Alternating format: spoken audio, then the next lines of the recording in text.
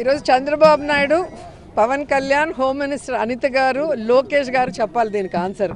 11 సీట్లు కడప ఎమ్మెల్యే అని కిండల్ చేసిన వీళ్ళకి జగనన్న జిల్లాల పర్యటన వస్తే ఎందుకు తడిసిపోతుంది, ఎందుకు ఆంక్షలు పెడుతున్నారు?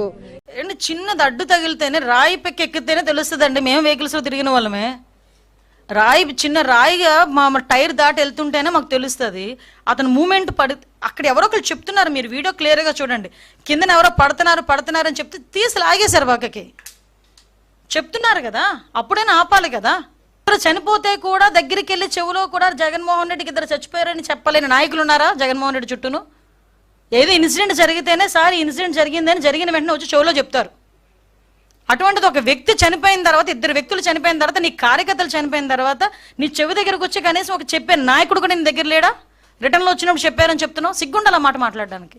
Sorry to say. ఎవరో ఊహించని విధంగా కష్టపడి పంట పండించిన ఆ సరుకుని రోడ్డు పైన పోసేసి దానిపైనే వీళ్ళు కార్లు తోలుకుంటూ పోతున్నారంటే అంతకన్నా దుర్మార్గం ఏముంటుందో ఆలోచించాలి.